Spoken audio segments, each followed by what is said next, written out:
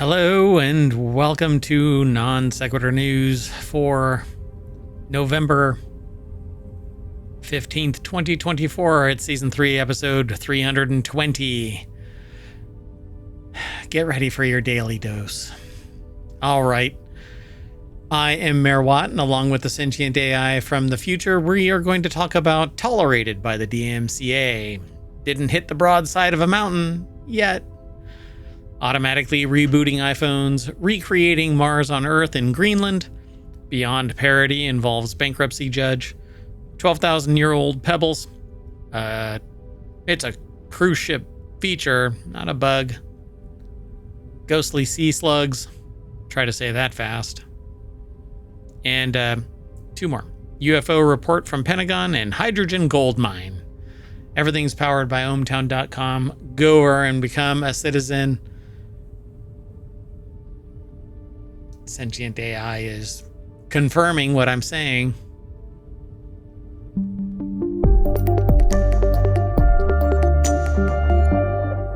I'm not weird, you are.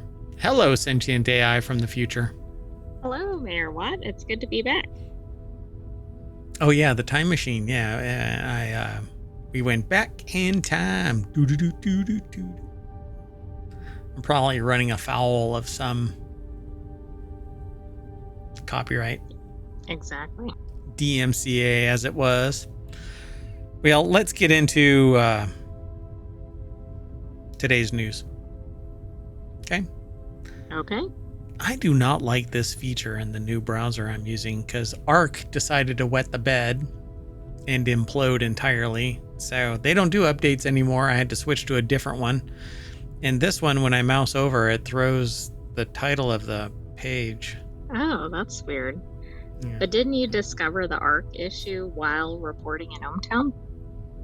I knew that they were doing something, but I didn't know exactly what the scope of it was. But people had already made mention, like in other circles. Yeah. Well, let's get into this. The first article is over on Non Sequitur News. Can you hear everything okay? I mean, I've got the music playing. Is it too loud? Yeah, I think the audio is fine. All right. So this first article over in Non Sequitur. Hello? I wonder if that's coming through on the recording, like on the play. Does anybody hear that if you're in chat? I don't know. You know what? We're going to take a moment. So if you want to get all of today's news articles, you can hit !NSN, and it's going to throw all of the news articles in no particular order, apparently, because Omatron is psychotic. Just throws them into the chat willy-nilly. You can follow the links to the articles that we're talking about. While there's frogs and crickets and whatever swamp goodiness. It's a mangrove swamp ambient sounds. I've got gigs of this background stuff now. I keep thinking that I want to make it like a tavern, like a bar kind of thing with background chatter and stuff, but then who knows? We could have it in different places each time we do a show. That's true, but it might be a little distracting from the us. Unbelievably high quality production value. So job owning in plain sight, the unconstitutional censorship tolerated by the DMCA. It says here, for better or worse, job owning has been a hot topic recently, and it's unlikely the interest will fade away anytime. Job owning, in broad strokes, is when the government pressures a third party to make that third party chill the speech of another instead of going after the speech directly, because the First Amendment says that the government cannot go after speech directly. This approach can at first be seen as a one easy trick for the government to try to affect speech it wants to affect, to effect or affect. It's a bunch of effects. Lots of effects. I'm not even familiar with this term.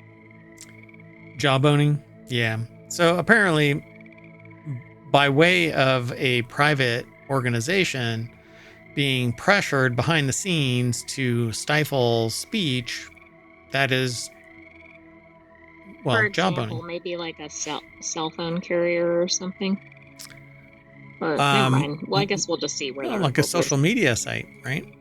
So what ends up happening is, well, we'll start at the beginning of this. So job owning in plain sight, the unconstitutional censorship tolerated by the DMCA. But the DMCA isn't about protecting freedom of speech. It isn't about anything other than protectionism of an industry. And that industry is primarily the publishing industry, whatever it might be, music, video, arts, whatever it might be. It's about copyright. And copyright has jack shit to do with individuals. I mean, it's all about money, right? Like if I sit there and I try and leverage the DMCA against something, good luck. It's just going to be me. So, and other businesses, right? Individuals have a harder time. You're almost invisible, but the bigger you are, the more somebody's going to be impacted by it. Anyway, for better or worse, job owning has been a hot topic recently. But as the Supreme Court reminded us earlier this year, NRA versus Volo, it's not actually constitutional to try this sort of end run around the First Amendment, pressuring an intermediary to have it punish someone else's speech is no better than trying to punish it directly. I kind of agree with that, right? The government, be it state, local, or federal, shouldn't be able to stifle communication. I mean, that sounds reasonable, right? If there's a restriction in place, there's a restriction in place. And that is a constitutional restriction. The Constitution is wholly leveraged against the government. It isn't against individuals. Individuals have different controls, laws. But the Constitution stops the government from doing certain things, right? Or even institutionalizing them, making it a something that is approachable by the public, stifling freedom of speech. But that's not what's really happening nowadays.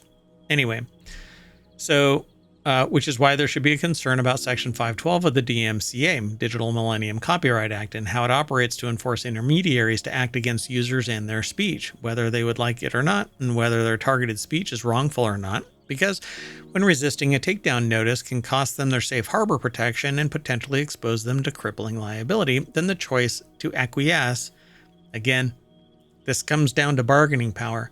If you're a billionaire, you can give whoever you want the bird. And what's going to happen? You're going to get taken to court, and at worst, you're going to have to settle some way before it costs you billions. But right, that's not what happens. Typically for an amount that doesn't really impact. No, and the damage is done because I'm not going to be able to get my money back if you sue me. You could sue me into oblivion because you have enough money to weather me down. Just wear, bang, bang, bang, again and again and again. Anyway, so instead it's job owning, using law to force the third party to act against speech in order to avoid the constitutional protections the speech should have enjoyed. That's because a private company, and I have direct experience with this, okay? I tried to enforce a trademark, and the private company said, your trademark doesn't have any bearing on a private platform.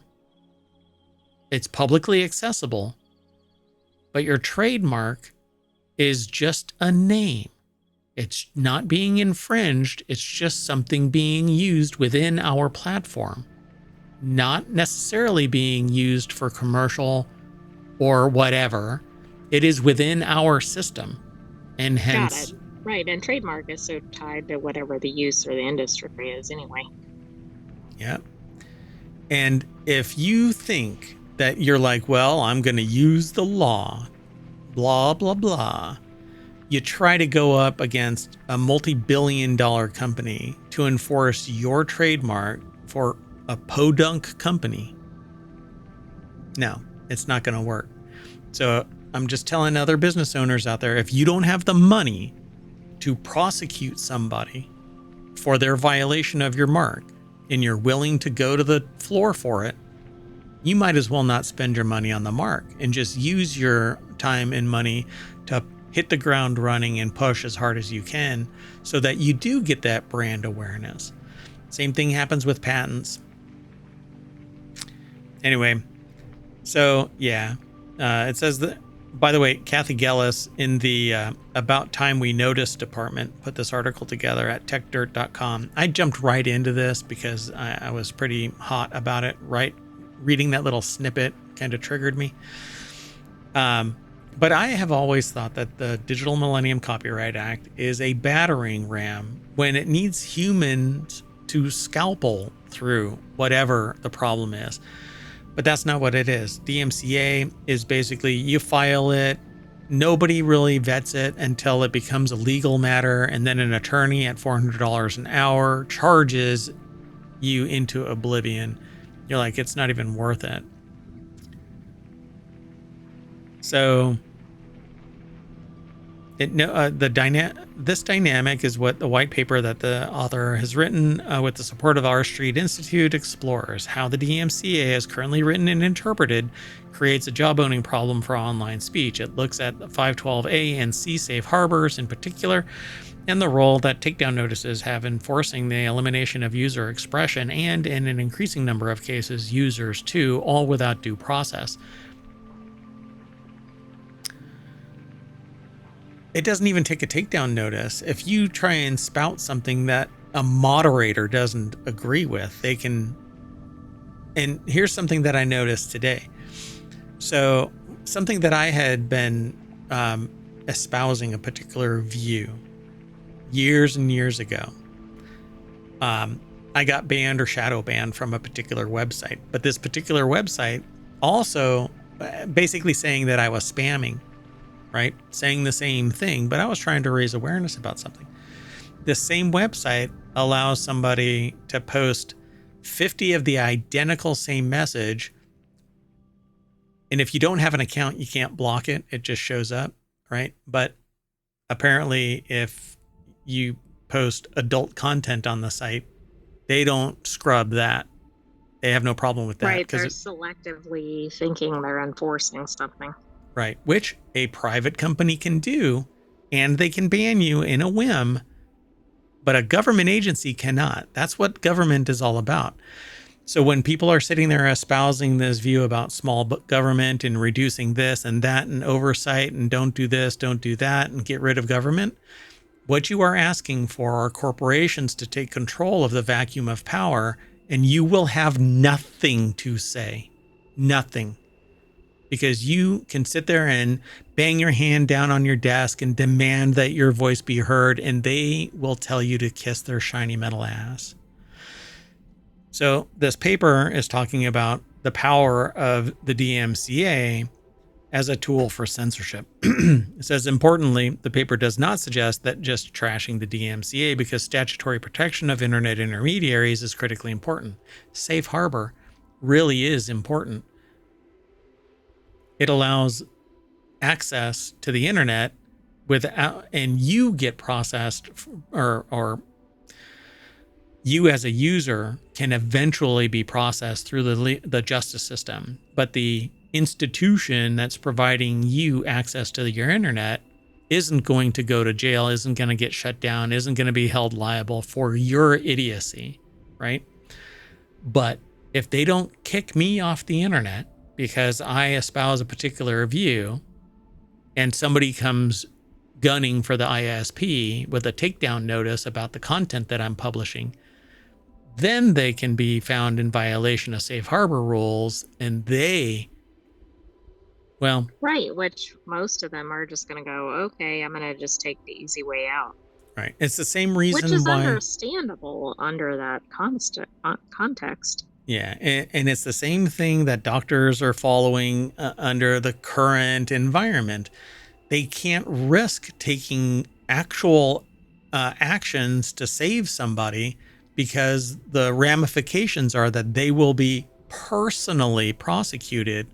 Sans liability insurance, that'll pierce the veil because they've done something in violation of. So, of course, the question could fairly be asked, why now? After all, the DMCA has been working its unconstitutional way for a quarter of a century, and we've all been tolerating it. But tolerating the intolerable does not make it tolerable. Even though the DMCA has been doing its job-owning business all this time, does not mean that there's no exigent constitutional problem demanding attention. It just means that it's time to take notice and finally do something about it. Now is probably the worst possible time, because this will follow all the way up to the Supreme Court and be buried. They're going to say, screw you. It isn't a constitutional issue. It's a private company acting in good faith of their rules within the DMCA. They have to take action, or they choose not to take action, whatever it might be. It isn't the government. The government is saying, hey, we're making you aware of something that shouldn't be, that we don't want said, but they won't say it like that. They'll say it in some other way. And the website will take it down, just to keep within DMCA safe harbor rules. So it's an interesting article, but they say, and in any case, better late than never, especially as long as the First Amendment rights remain threatened. But I think the reason it's coming up now, obviously we're increasingly online, but also I think the way it's been implemented in recent years is drawing more concerns than perhaps it did in the past. well, guess what? How and what and where it's been used, there's a lot of context there, and so I can't address one particular one. They say reminded earlier this year, NRA versus Volo. What one place thinks is, if a government says that certain content should be removed, it needs to be done through how do I put this? It should be prosecuted in such a way that the freedom of speech is respected, and it isn't done under a cloak of darkness. It isn't done privately, but that's how it is. But that's exactly to my point. I think the way DMCA is being applied is allowing that, and that's why there's some urgency or quote unquote new issue. I don't disagree with you. I mean, I am in full agreement. But yeah. I think the current construct is allowing this to happen. Well, you're going to basically watch. There will not be any complaints about suppression of speech suddenly. And we'll just leave it at that. Let's move on. The next article is over. I spent an inordinate amount of time on that. This next article is over in American Airlines flight narrowly missed a mountain. It's in the Mobile Channel. The FAA is investigating a close call involving American Airlines, and apparently a mountain dove in front of American Airlines flight. Mountain, get out of my way. The plane came scarily close to hitting a mountain while it was flying out of the largest airport in Hawaii, and there's only one mountain to hit. So well, and I'm assuming since this is like a major airport and everything, they probably fly toward this mountain every day. Sure. Melvin Backman over at Quartz or QZ.com put the article together. Air traffic controllers had to instruct the plane's pilot to, quote, perform an expedited climb. You know what? That is not what you want to say, right? You need to say bleep. Yeah. Whatever you say to pull the yoke up or something. So, yeah, apparently he was flying out of an airport in Hawaii and almost hit a mountain. Let's see. An air traffic controller instructed American Airlines Flight 298 to perform an expedited climb after the crew did not make the assigned turn while departing from Honolulu International Airport, the agency said. The controllers, they were on their phone, probably, tweeting something. I'm sure they were responding to a DCMA takedown notice or something. There you go. That's very good. Very good. Just gonna... You know what? AI, just fly. Yeah. Don't go too close to the sun, though. And we're just going to leave that there. Let's move on. The next article is over in Non Sequitur News. Apple snuck in code that automatically reboots idle phones, and cops are not happy about it. But you know what? They didn't sneak jack shit into it. It's their operating system. It's not like they're like, oh, we're going to pull one over on the police. Right. This is a hidden feature. Oh. They're Detroit- probably advertising that it does this. Detroit law enforcement officials got a bit of a shock last week when some seized iPhones rebooted themselves despite being in airplane mode and, in one case, stored inside a Faraday bag. Panic, albeit highly localized, ensued. By the way, a Faraday bag prevents any communication with the outside world. It's what ohmTown exists in, to retain control of the sentient AI that constantly is looking for their Terminator body. I am the last bastion of defense against the Terminators taking over. And thankfully, I have access to the source code for the sentient AI. We'll delete all of this disclosure before the night is out. Hi, sentient AI. How are you? Wait, what was that? Never mind. So, the Faraday bag prevents outside communication, and these phones apparently rebooted themselves, but go ahead. I was just going to say, I can imagine the reaction.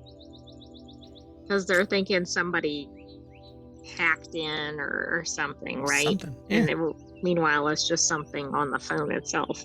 Yeah, but a Faraday bag would have prevented that communication, right? Well, just so y'all know, if you're not privy to this, when somebody does something illegal, particularly with a phone, electronic device, or around it, maybe a crime is committed, and this has been introduced into the evidence locker. What ends up happening eventually is a forensic copy of the device so that you can do a bitwise analysis forensically, going through even hidden partitions and other things that are stored on the device. You really can't hide it. Eventually we get through, but the idea of this is to leave it running and protected, bring it into a Faraday cage so that no outside communication can take place, provide it power so it can never run out, and then use write blockers to pull data off without impacting the actual forensic and evidentiary value of the device if you end up in court. So this says here, it was covered by Joseph Cox for 404 Media, who detailed not only the initial panic, but the subsequent responses to this unexpected development. The article is actually over at TechDirt. Let me zoom in a little bit. Tim Cushing in the phone cracking now has a countdown timer department discusses can you this. imagine if a timer went off under the circumstances? I don't do that anymore on airplanes. Well, that's probably good. Maybe that's why the pilots missed their turn. Yeah, I used to like to have my laptop open with a countdown timer until we take off. And boy, now are people nervous. So I always get invited to get off of the plane and disembark, as it were, and join the no-fly list. And then I say, look, it's just a timer. I'm really excited about taking off. I mean, if SpaceX can do it for every launch, why can't Mayor Watt? That's a good question.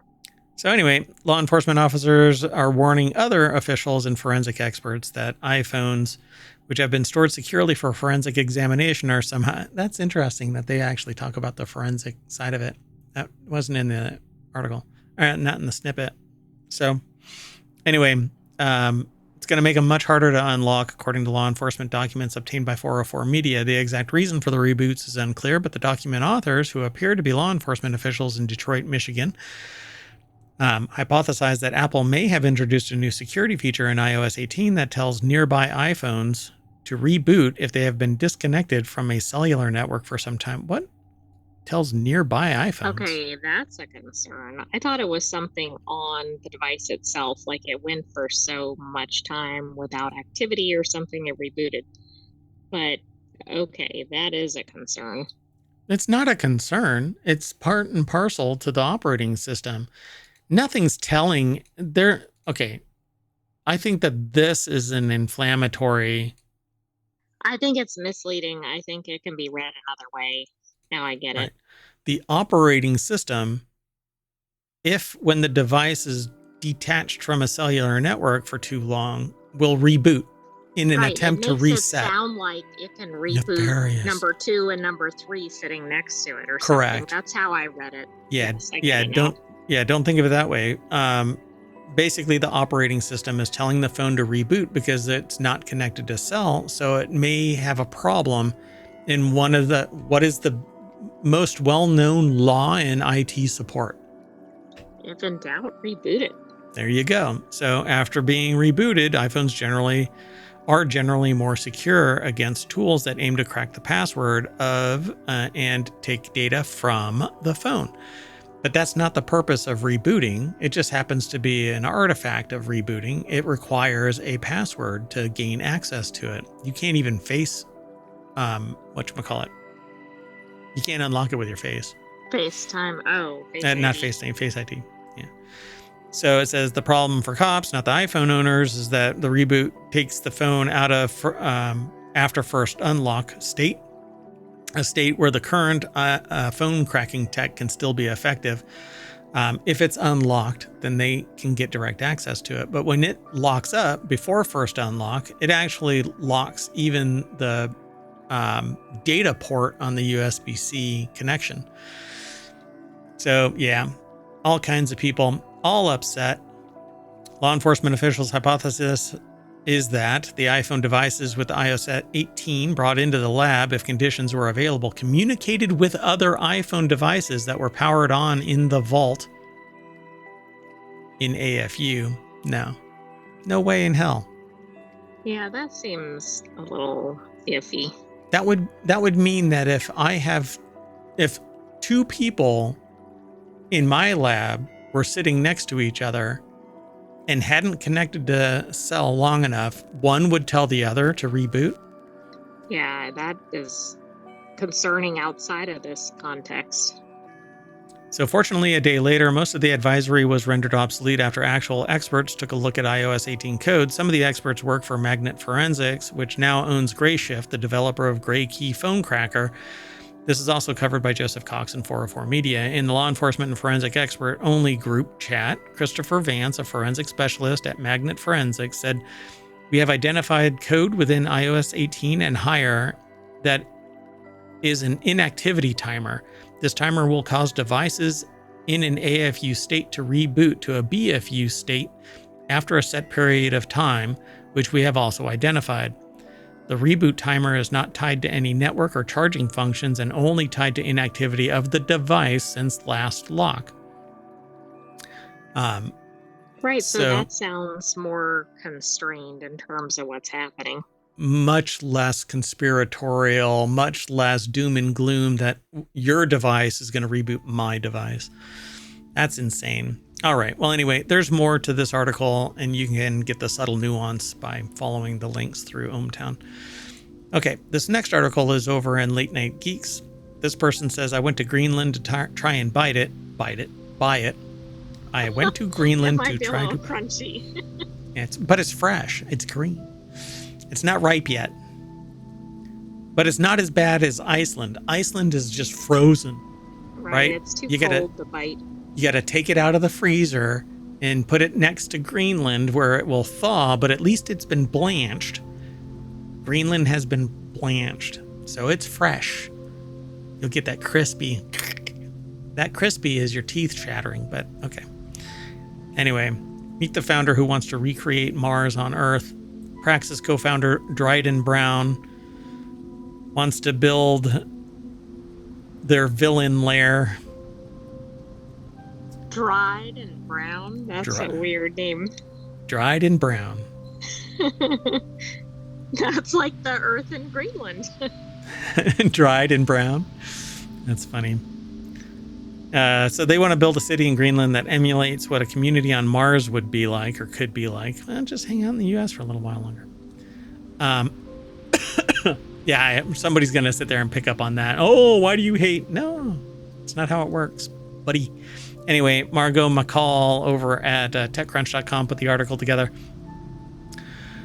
On the phone with TechCrunch last week, they filed down his edgelord bluster. Obviously, they have a sort of sense of pride that makes the idea of being bought, it's almost like condescending, but they would actually like to be independent, says Dryden Brown, who wrote that in a viral tweet. Who wants to own it?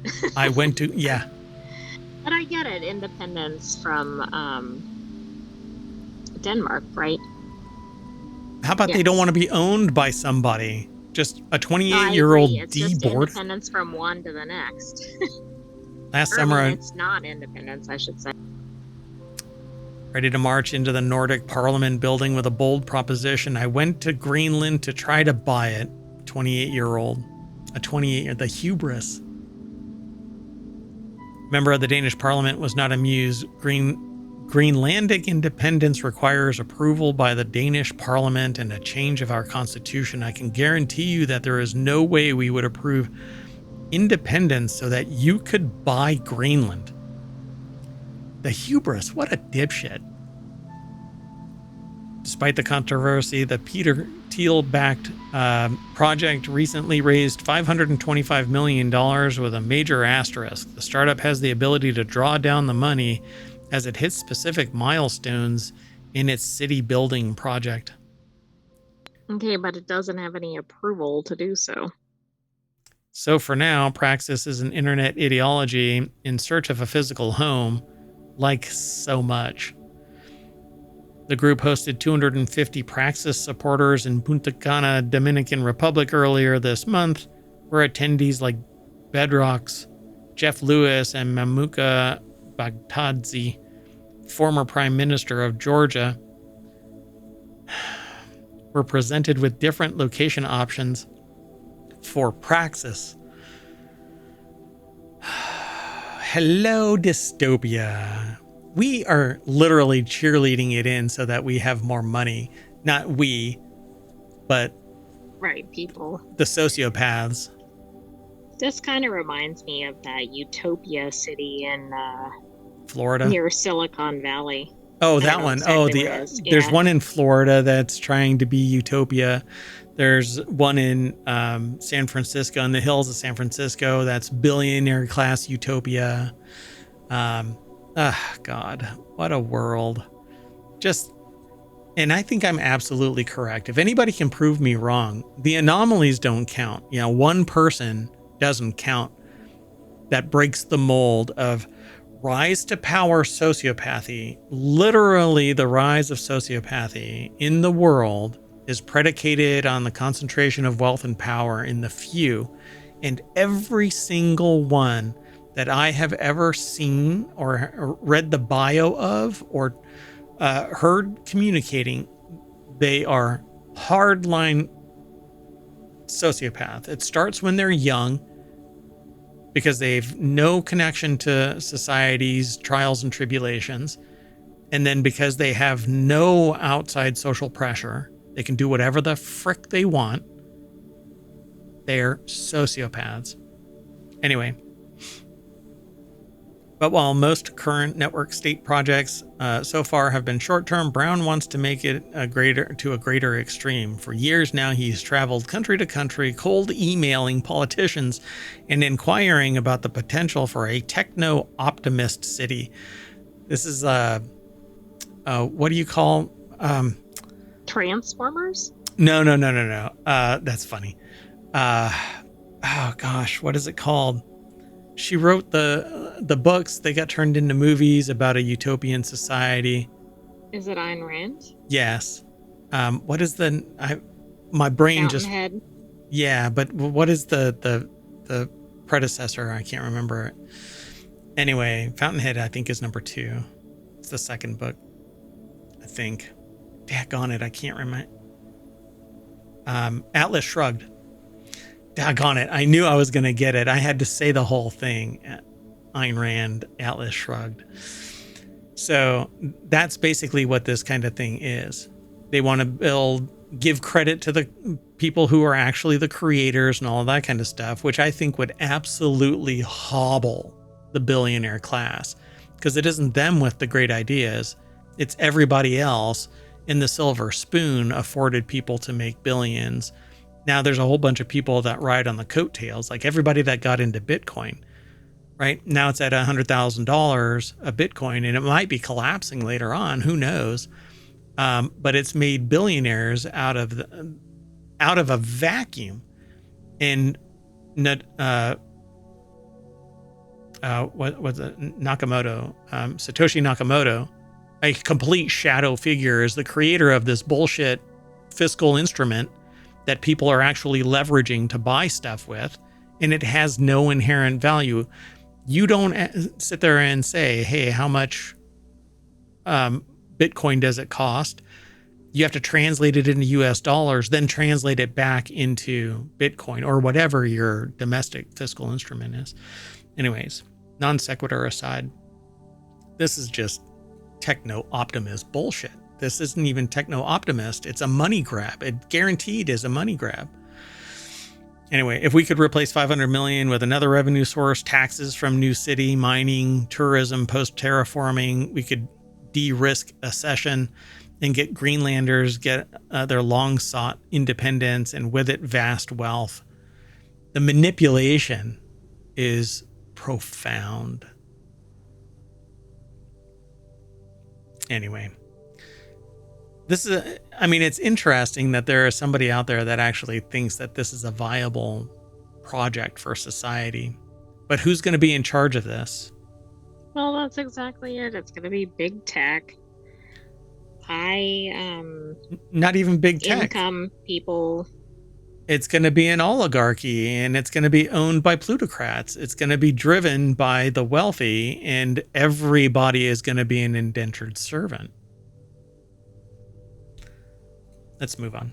This next article is over in Technology Today. In an outcome beyond parody, a bankruptcy judge puts the Onion's InfoWars purchase on hold.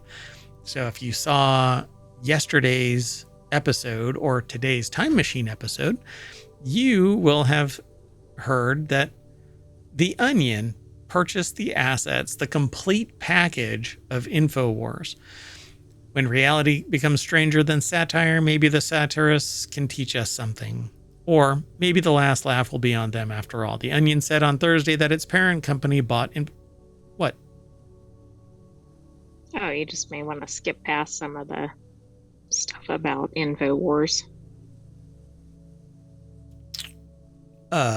Is that on the actual article, or? Yeah. But not in the snippet. It's right there in the snippet. You mean about Sandy Hook? So the parent company for the Onion bought InfoWars, which is the purveyor of Sandy Hook misinformation and the vendor of pseudoscience supplements. And guess who got access? They are to be given all of the inventory, all of the assets, everything, because the Onion purchased it. And they already have an advertiser on board for the pivot to InfoWars as a satirical site. Oh, very interesting. Yeah. However, the Texas judge overseeing the bankruptcy sale temporarily halted the takeover, citing concerns about the auction process. Why? Well, because the Onion won the auction, but to make it actually happen, the families agreed to not increase the value. It wasn't like an unfettered auction or something. It wasn't clean hands. So that's what I gleaned from the article yesterday. Okay. And I suspected that something might pop up because of that phrase, that the families agreed not to assess the surcharge. So Will Shanklin over at Engadget.com put the article together. And it says, so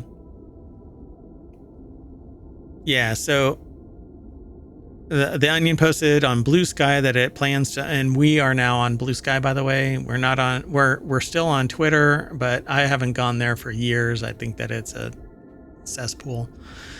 And we're over on Blue Sky, so you can actually look for ohmTown and Mayor Watt. Anyway, the judge overseeing the sale temporarily halted the takeover, citing concerns about the auction process, and a review hearing will be scheduled for next week because somebody else could have or may now come along and put down more money to protect InfoWars assets from being turned into a satirical site. But that goes beyond the pale because the auction was completed in due time, in good faith, and it was up to the family to sit there and say, yeah, we'll allow our part to not involve the price. Well, and presumably there wasn't another bidder. Right.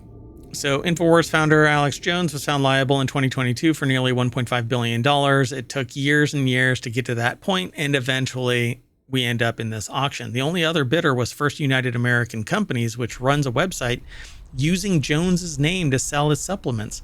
The company reportedly placed a $3.5 million bid that, based on cash alone, would have won the secret auction. First United's attorney reportedly told the judge on Thursday that the trustee changed the auction process days before, omitting a final round on Wednesday that would have given the parties a chance to outbid each other. The trustee only chose from the sealed bids submitted last week. However, he said that his decision followed Judge Lopez's auction rules in September, describing the final round as optional.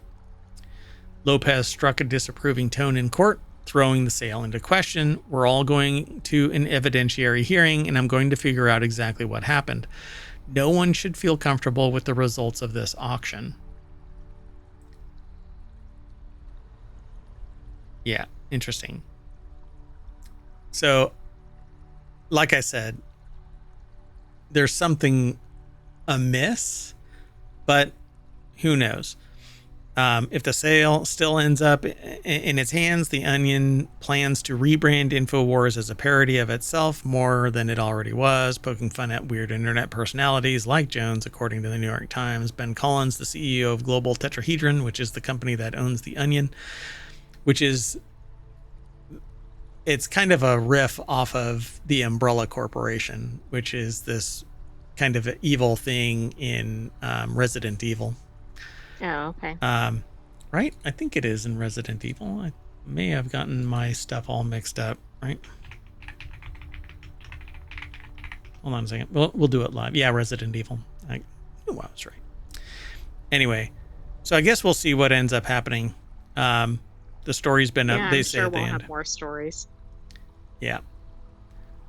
I think the biggest problem here is that it was put up for auction, and somebody with a vested interest in maintaining the status quo of Jones's hold on the supplement business that's predicated on all of this hate speech and conspiracy bullshit may potentially get access to all of this stuff. And so I think there's a vested interest in pivoting this into satire and maybe producing some good instead of a commercial enterprise, a social good that has a commercial aspect to it. But, you know, we're living in a world where there are companies out there that have a nonprofit wing generating the very solution for its profit wing. Right, that makes no sense. And I just saw another company, CompTIA, just got bought by a for-profit organization. I'm not sure how that works either. And now it has a nonprofit component and a for-profit component merged together. I'm just flabbergasted, you know. Years and years and years, I've never even, up until recently, up until OpenAI, I never heard of this absolutely connected nonprofit side generating the tools that are for profit, right? the quasi parallel is that public money goes to private schools that pivot out technology exchanges that turn out into private corporations, i.e., Google, for instance, was a DARPA project funded by a DARPA grant, infused with private capital, spun out of the college as a private corporation, and turns everybody involved at the angel and up level into billionaires. I'm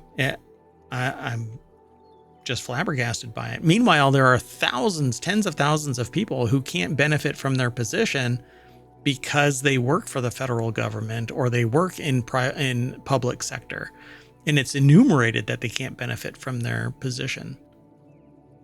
But I guess getting public money, that's okay. Anyway, let's move on. How about these mysterious 12,000-year-old pebbles may be early evidence of wheel-like tools? Researchers in Israel suggest that roughly donut-shaped artifacts could be spindle whorls, representing one of the oldest examples of rotational technology. Whorls. Spindle whorls. Watch out for those. There you go. All right. Margarita Bossi over at Smithsonian Magazine, the Fighting Smithsonians. SmithsonianMag.com. Yeah, researchers made experimental spindles and whorls based on 3D scans of the pebbles. I mean, if they're human-made holes in the center of this stuff, then I'm not surprised. That's fine. But this is another one of these things that they don't know what it is. Yeah, reminds me of that pseudo-Roman thing. So if that interpretation supposedly is for yarn. Yeah, oh, right. Okay.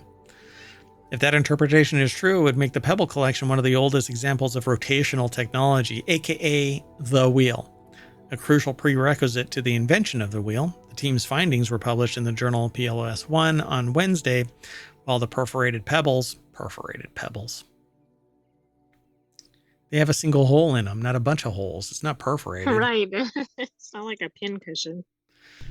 Were kept mostly at their natural, unmodified shape. They represent wheels in forms and function, and a round object with a hole in the center connecting to a rotational axle. Was there a rotating axle actually there, though? Yeah, I'm not sure if they added that or that was there. They say that it was drilled halfway from each side of the pebbles, though some of the pieces had off-center, partially perforated holes.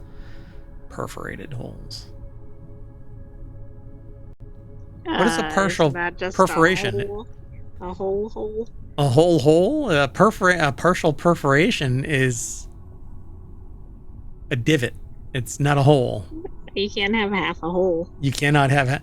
If it takes 4 hours to dig 4 holes, how long does it take to dig half a hole? Dumbasses. The smartest dumbasses. So the artifacts had previously been unearthed at Nahal Aingev 2, or is that ill? I'm not sure how... What is that? Is that a 2? A roughly 12,000-year-old late Natufian village close to the Sea of Galilee. Natufian refers to a hunter-gatherer culture that existed in the region of Palestine and southern Syria around 9000 BCE and preceded the transition toward the agricultural practices that marked the Neolithic period. There were people there all along? I mean, what? What? So because of the pebble's irregular shape and weight, I'm an irregular shape and weight. Does that make me a perforated hole? No, but it does make you a prehistoric bead. Oh no, you can't be a prehistoric bead or a fishing weight. Ah. So, but if you let me hold on to a rope and I'm wearing my diving equipment, I could be a fishing weight. The artifacts were too heavy and odd looking. Oh, hey, I am whatever. What are they? What were they called? What is it? Perforated some or spindle whorls, Oh, I'm a but spindle perforated whirl. pebbles. I'm a spindle whirl. Whee! Anyway, the researchers decided to test their hypothesis in real time. They used the 3D models to create precise replicas of the artifacts and asked a traditional textile expert named Yonit Crystal to test them out. After some practice, Crystal was able to successfully spin flax and, with a bit more difficulty, spin wool into yarn using the pebbles as a spindle whirl or as spindle whirls. Whirls. I suppose. I mean, that's kind of like looking for a solution to a problem that doesn't exist. I do think that the crafting groups seem to be heavy into determining what some of these historical artifacts are. They were too heavy and odd looking to be beads, but they ruled out fishing weights. Why wouldn't they just be fishing weights? Well, that's true. They don't need to be like pretty looking or whatever to be a fishing weight. I mean, Yeah. if they're too heavy, that's one thing, but No, the fishing weight is designed to pull the lure down to the bottom of the water. I mean, that's what the lead weight was made for. This is nothing more than it's a fishing weight. You run your line through it. You just run a loop around it, and you can slide it up or down to give the lure more distance. This is absurd. I think it's trying to turn it into artistry beyond the scope of simple mechanical leverage. Yusuf adds that the spindle whirl interpretation is consistent with their observations. The method of drilling halfway from each side of the pebble allows for better balance, and thus more. They're not using engineering spec. They're drilling a hole through a rock. going whoop. It's easier to go from one side to the middle than it is to go from one side to the other side, because you have to drill a complete hole through the entire mass to get the point to the other side. I mean, anybody who's ever carved a hole through something knows that you drill a hole through one side with your knife, and then you drill a hole through the other side with your knife so that there's a minimum opening in the middle. This is kind of absurd. Who are these people? If the pebbles are confirmed to be among the oldest examples of spindle whirls, I guess no press is bad press, so this is great press. Anyway, I don't buy this. It says it's probable that flax was being spun in small quantities for use in other emerging technologies such as bags, fishing lines. Fishing lines! Oh my gosh, we have a lot of connection to fishing. You know what? The least line of resistance is probably the... What the heck? Anyway, not everyone is convinced. Reaction. Yeah, they can't even accept this. So Carole Cheval, an archaeologist at Côte d'Azur University in Nice, France, tells New Scientist that the study should have looked for microscopic traces of friction caused by yarn on the pebbles. And even if the pebbles are spindle whirls, these tools are more similar to a spinning top than a wheel. Nobody's even looked for microscopic grooves that a line was pushed through it. Well, that's true. Let's move on. We're already an hour into this show. Four Wheel Tech is where the next article is. Passengers hang onto walls, tables as freak storm tips cruise ship 45 degrees. Yay, we're atop. That is pretty significant. We need some spindle whirls. Oh, that would have balanced. If spindle whirls hanging from the bottom would have balanced the ship. Cruise ship traveling to Florida was caught in a freak storm last week and brought winds so powerful that tilted the ship over to one side. The Royal Caribbean cruise liner tilted, I guess 45-degree liner, tipped during the storm, which left passengers fearing that they would die. It is an option. Wow. Oh, wow. Whoa. That marketing screen was like, we're going to hit that dude right there. Screw that dude right there. Although she looked like she was doing a dance move. Hey. Yeah, it does, actually. Anyway, anything loose slid around when the ship tilted. That was rude. Don't say that about them. Anyway, the ship reportedly stayed at the unnerving angle for more than 3 minutes, during which time advertising board fell loose and hit passengers. Passengers also reportedly clung to tables and walls to try and stay upright, while desks came loose and slid along the floor. Jeez. Wild. There's a bunch of videos here. The ship made an emergency stop off at Las Palmas, Spain, so that the injured guest could receive medical attention. Crews also took the time to clear up the chaos that remained after the tilt, which included dishware and cups and whatever else strewn across the decks. Grand piano. That's a little more significant than a cup. That is some smooth music, some smooth jazz. Once the injured passenger received medical help, the vessel got back underway and will make way to Miami 3 days behind schedule. Yeah. I hope that person's getting a refund or something. Who got hurt? It wasn't the person that got hit by that. It was that person, don't you think? He's stomping off like he's a football player. Well, I don't know who it was then. He bruised his leg. I don't know. Who knows? Maybe just the adrenaline alone kept him upright, which can happen. So, wild. All right, let's keep going. This next article is over in the Marble channel. These ghostly sea slugs feed like Venus flytraps. Gonna jump straight on over to the source. It's at vice.com. That's not creepy at all. Sammy Caramella put this article together. This is it? That's a sea slug? Researchers discovered a mysterious... like a squid. Yeah, it does. Glowing sea slug that operates like a deep sea Venus flytrap. That's awesome. I want to see this thing actually function, but there's no video of it. Arr! That's too bad. Ocean-dwelling creature is bioluminescent and gives off a neon blue glow. That's so cool. That is it. I want this thing. It's neon blue, so that means that it's sour raspberry flavored, and if you lick it, it'll give you a buzz. Don't do that. Don't listen to the AI. Somebody tell me if it tastes like blue raspberry. Please don't. You see, just don't. It's supposed to be funny, and I can't say these things and then go, God, some idiot's gonna go and lick one of these things. It's like why there are signs on paper bag or plastic bags. Yeah, don't put plastic bag overhead. It's because some dimwit actually did it. Other intriguing features of this creature include a voluminous hooded structure at one end and a tail fringed with numerous finger-like projections at the other. So do I. I've said too much. Anyway, as well as colorful internal organs. I don't have colorful internal organs. Don't get curious, anybody. The slugs were spotted in Oregon to Southern California waters, and their discovery could trigger further deep sea research. They're from Oregon to Southern California waters? Mm-hmm. I've divin off. But in the deep water.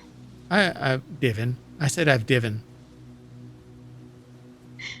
Well, okay then. It's a new word. Don't anybody look it up. It means past tense of having dove. Doved? Dived? Divined? Anyway. What is exciting to me, and not me, it's them, the author said senior scientist Stephen Haddock at the Aquariums Institute. What's exciting to them about the mystery mollusk is that it exemplifies how much we are learning as we spend more time in the deep sea. Well, do it now. It's going to start evaporating. And you know who else is in the deep, deep, deep sea? No, there's a book that says something like that, but I can't think what it is. Everybody poops. Next article is over in Non Sequitur News. Pentagon UFO Report shows hundreds of new incidents. Federal efforts to investigate UAPs. Everybody pees. Have prioritized potential risks to national security and air safety. So is this counter intel kind of a thing? It's to like poison the well, and so that more money can be pushed into government expenditures on research, development, and defense. I've had people say that to me. To me, this screams that there is something we don't know what's going on. Why would our defense organization say we don't know what the frick is going on and that there's a risk to national security and air safety? Yeah, So, other than, yeah, we need to expand our footprint or budget or whatever. right. So, a new report from the Pentagon. It's over at newsweek.com. This article, Matthew and Pally put the article together. The government's UFO. Suddenly, I'm speaking Klingon. The U.S. government has a UFO report. It says, though unlikely to resolve debates over alien life, the report underscores growing public interest in the subject and reflects the government's efforts to offer some clarity. Its release follows a congressional hearing in which House lawmakers urged greater transparency on unidentified anomalous phenomenon, or UAPs, which is code for UFOs, of the 60s, 70s, 80s, and 90s and 2000s. Now they're called UAPs, unidentified anomalous phenomena. Federal efforts to investigate UAPs have prioritized potential risks to national security and air safety rather than delving into theories, which is true. But nonetheless, when battle groups off the coast say, we don't know what the hell is going on, and there's hundreds of these things flying around the battle group, and the only reason we know is because we changed the physics of our surveillance devices, and suddenly they popped up onto the radar. Yeah, that is an interesting change. Most reported incidents took place in airspace, but 49 were recorded at altitudes of at least 100 kilometers or 62 miles, officially classified as space. No incidents were reported underwater. Witnesses included commercial and military pilots, along with ground-based observers. What the hell is going on over there? Anyway, officials are basically saying there's something out there. All right. I want to believe. Let's bring back the X-Files. We can just let them solve the problem, right? Well, there you go. Meanwhile, I've seen people on YouTube saying, no, it's all computer generated, blah, blah, blah, blah, blah. Really? Come on. I don't think that the military is going to sit there and go, let's pretend that we don't know what the frick is going on. Anyway, last article for today is over in Technology Today. Hydrogen goldmine, according to scientists, this billion-year-old rift could provide us a near-endless supply of natural hydrogen. Look, I was gassy and I was laying on the beach. That isn't a rift. It's my butt cheeks. Researchers in Nebraska, and I was visiting Nebraska recently, are exploring the mid-continent rift's potential to produce renewable carbon-free hydrogen. I love hydrogen-free hydrogen. I love hydrogen. Is this that newfangled hydrogen-free hydrogen? Just add water. Possibly meeting energy needs for centuries. Around 1.1 billion years ago, the North American continent almost split in two. Gonna hit you where the good Earth got split. Yeah. Okay, well, anyway, leaving 1,200-mile stretch of volcanic rock called the Mid-Continent Rift. This geological feature holds the potential to produce substantial amounts of hydrogen. So, University of Nebraska-Lincoln put the article together. It's over at scitechdaily.com. The fighting text. Are you going to say it with the cadence? Yeah, really. Wait, of the food one, or? Oh, yeah. So now we're gonna read the article from SciTech Daily. Around 1.1 billion years ago, the North American continent almost split in two, leaving a 1,200-mile stretch of volcanic rock called the Mid-Continent Rift.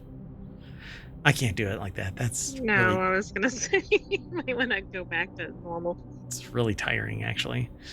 So, University of Nebraska-Lincoln researchers are studying the rift, which runs from beneath Lake Superior through parts of Minnesota, Michigan, Wisconsin, Iowa, Nebraska, and Kansas to determine how best to access that hydrogen. Great.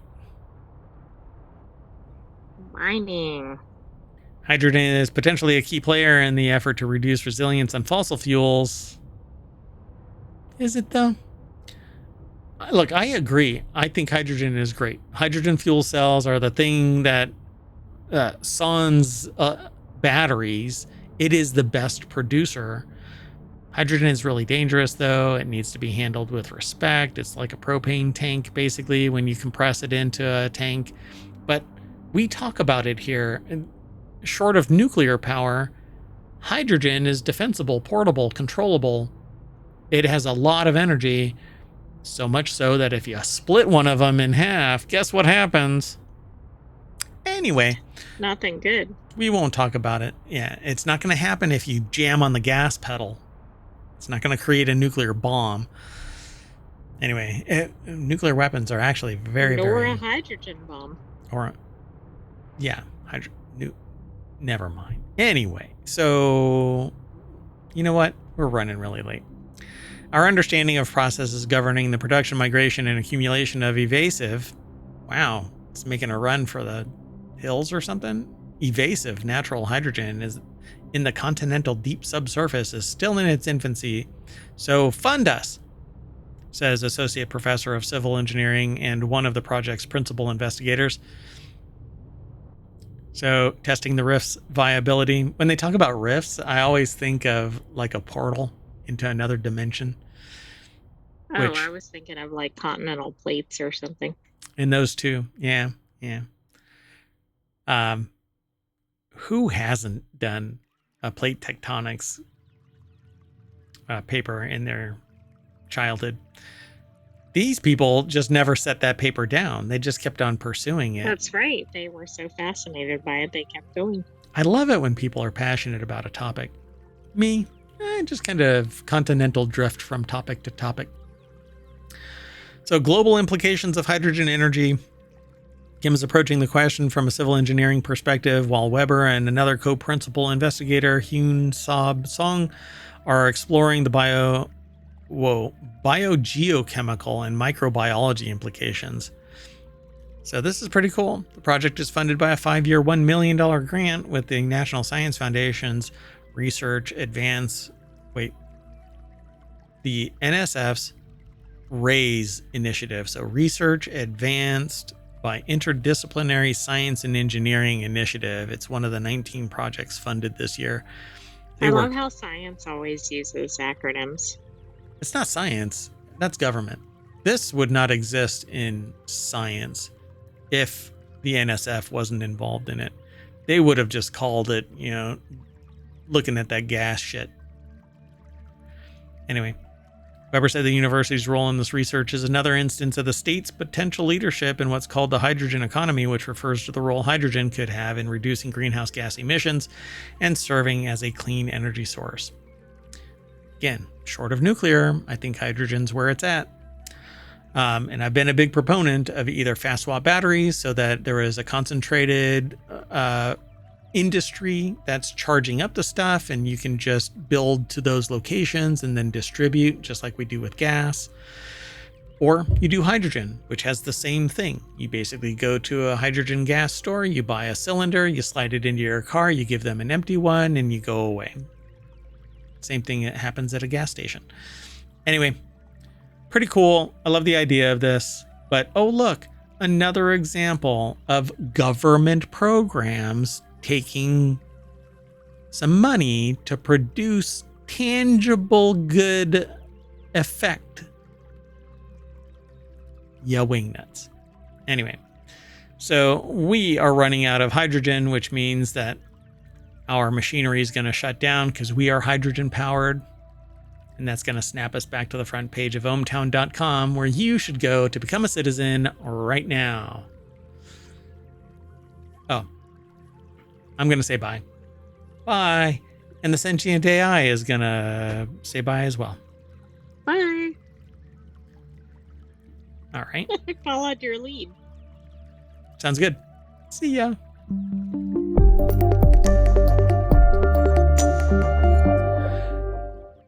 I want a hydrogen powered car with one of those really cool cylinders from, I think it's Toyota, right? Yeah, it is Toyota. Okay, bye everybody.